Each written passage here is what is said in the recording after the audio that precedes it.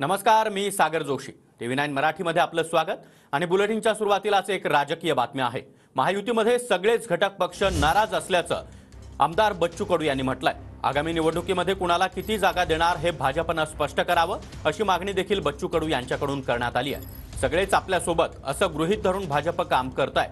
आमदार बच्चू कडू यांनी भाजपवर ही जोरदार टीका केली आहे.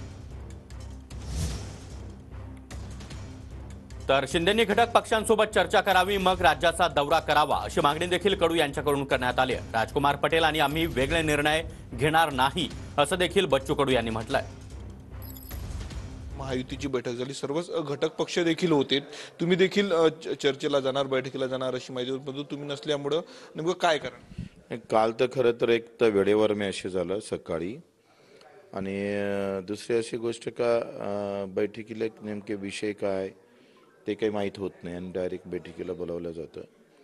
म्हणजे आता भाजपचं सध्या असं चालू आहे का त्यांना असं वाटतं का हे सगळे आपल्यासोबत आहे असं गृहीत धरून काम चालू आहे.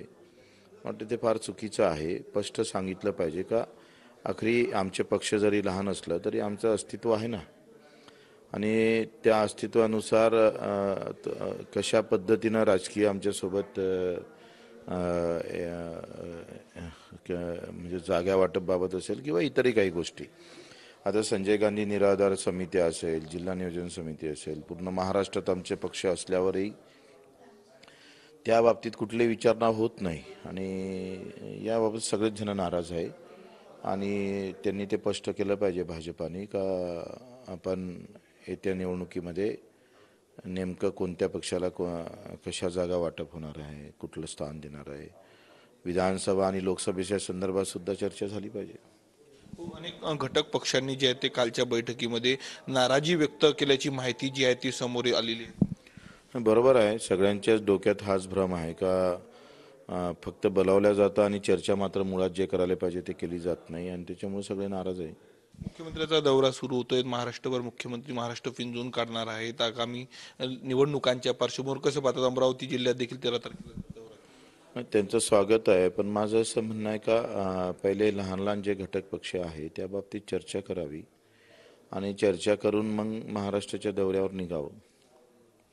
राजकुमार पटेल तो सध्या तुमच्या सोबत आहे, परंतु आगामी काळामध्ये त्यांचा कल भाजपकडे किंवा एकनाथ शिंदेकडे आहे असं राणांनी म्हटलं, पण त्यावर स्पष्टीकरण देखील राजकुमार पटेलांनी दिलेलं आहे.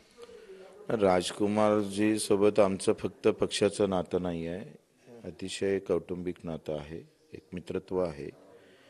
आणि राजकुमारजी मला वाटत नाही ते ना आम्ही वेगळा निर्णय करू शकू. घेऊ निर्णय ते दोघंही मिळून सारखाच घेऊ. कॅमेरामॅन अनिकेत दातोंडेसह मी स्वप्नील उमाप, TV9 मराठी, अमरावती.